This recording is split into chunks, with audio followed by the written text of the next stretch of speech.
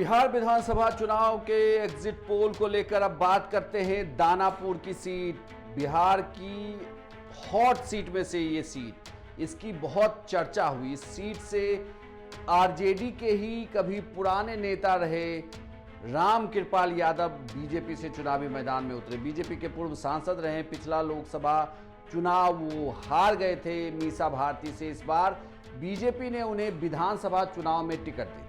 BJP ने उन्हें दानापुर से चुनावी मैदान में उतारा, वो भी किसके खिलाफ?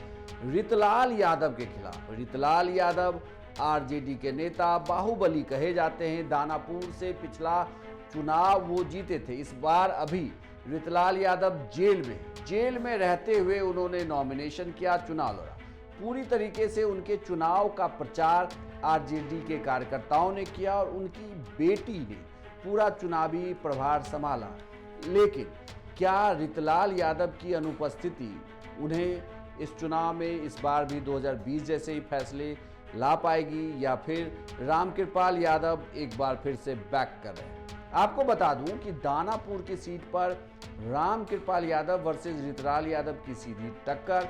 जनसुराज का यहां पर उम्मीदवार नहीं था। रामकृपाल यादव के लिए यह सीट कोई नई सीट नहीं रही है, चूंकि रामकृपाल यादव सांसद रहे हैं इस क्षेत्र से। तो और जब वो चुनाव हारे भी 2024 का लोकसभा चुनाव हुआ, जब रामकृपाल यादव चुनाव हारते हैं तो उस चुनाव में भी वो दानापुर की सीट पर लीड करते हैं। यानी कि रितलाल यादव के विधायक रहते हुए भी दानापुर में रामकृपाल यादव चुनाव नहीं हारते। अब बीजेपी ने उन्हें टिकट दे दिया। कभी लालू यादव के खासे करीबी नेताओं में से एक थे रामकृपाल यादव। अब यहाँ दो यादवों की लड़ाई है। बिहार में वोटिंग प्रतिशत बढ़ा है। रामकृपाल यादव के लिए यह क्षेत्र बिल्कुल भी नया नहीं, वो क्षेत्र में हर लोग तक पहचानते हैं। बल्कि ये कहा जाता है कि शायद ही कोई घर ऐसा हो जिस घर के मुखिया को नाम से रामकृपाल यादव ना पहचानते हो। तो ऐसी है रामकृपाल यादव की क्षेत्र में पकड़। अब जरा एग्जिट पोल जान लीजिए आप। एग्जिट पोल के अनुसार बिहार तक का एग्जिट पोल ये कहता है कि दानापुर की सीट से रामकृपाल यादव जो बीजेपी के उम्मीदवार हैं वो चुनाव जीत रहे हैं।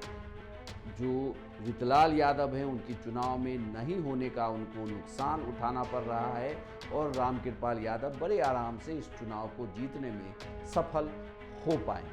आपको क्या लगता है कि दानापुर से कौन चुनाव जीत रहा है? अपनी राय कमेंट बॉक्स में लिखकर बताएं और बिहार की तमाम खबरों के लिए आप देखते रहिए सिर्फ बिहार तक।